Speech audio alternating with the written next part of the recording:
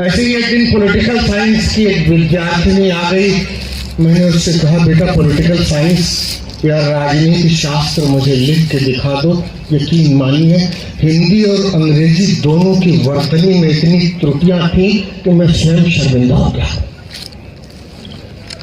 Sociology, sociology नहीं कहते हो, एसओ लॉजी कहा जाता है।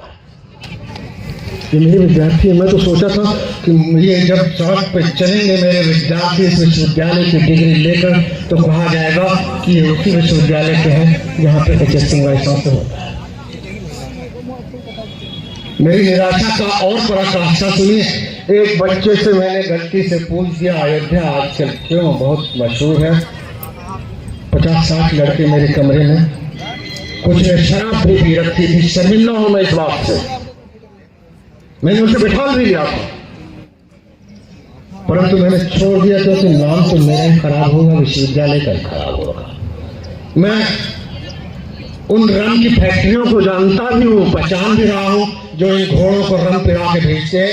यकीन मानिए किसी दिन ये फैक्ट्रियां बंद कर दूंगा। अयोध्या के बारे में जो एक बच्चे ने बताया वो सुन के मर्यादा पुरुषोत्तम राम पैदा हुए थे, ये उससे नहीं बोला गया। मुझे इस निराशा से उबारे आप लोग। एग्रीकल्चर का विद्यार्थी, उसकी कॉपी निकलवाई, उसने पानी का ठोसा लिखा था। मैं नहीं जानता इसका क्या अर्थ होता है। ये सब मेरी दुश्वारियां हैं, आप समझिए। परंतु निराश में जरूर हूं, हताश में हुआ अभी। मैं संघर्ष कर रहा हूं क्योंकि मैं शिक्षक हूं मौलिक रूप से, और वो भी चाणक्य के देश का, जिसने तत्कालीन सर्वशक्तिमान सम्राट घनंद को कह दिया था, बस घनंद मेरे लालन पालन की चिंता छोड़ दो, मैं शिक्षक हूं, मेरे अंदर अगर काबूलियत होगी तो आप जैसे पालक सम्राटों का निर्माण कर लूंगा। मैं अभी निराश नहीं हूं।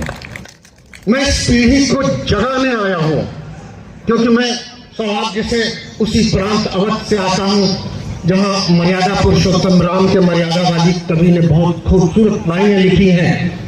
सिया राम मैं सब जग जानी, करहु प्रणाम जोर जो पानी।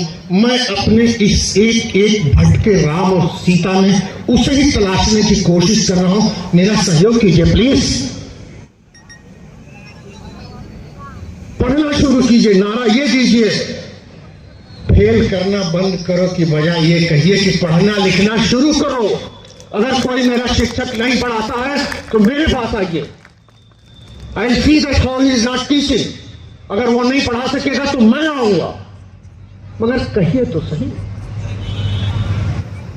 मैं जानता हूं मैंने बहुत खरी खरी बातें कह दी हैं। देखिए, जब भी कोई बच्चा पैदा होता है तो माँ बाप उसकी कुंडली लेके, पंद्रमा कमजोर है इसे मोती पहना दो, इसका बृहस्पति कमजोर है इसे बुखार पहना दो। उन पंडित जी लोगों से भी मुझे कहना है कि मेरे बच्चों को माँ बाप का आदर करना सिखा दो, गुरु का आदर करना सिखा दो। अपने आप ये बृहस्पति, चंद्रमा और सूरज ठीक हो जाते हैं। इन्हीं शब्दों के साथ मैं एक बात और कहना चाहता हूं।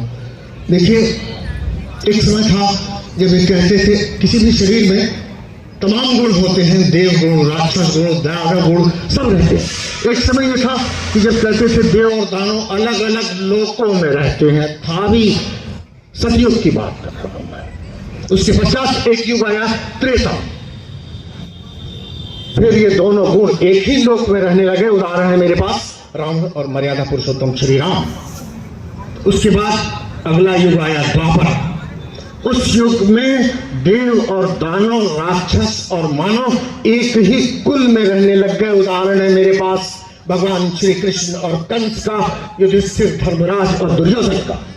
और अब जिस युग में आप हैं प्यारे बच्चों, वो दोनों गुण एक ही शरीर में रहने लग गया है। अब ये आप पे मुनहसर है, आप पोषित किसको करोगे, दैव गुण को, दानव गुण को।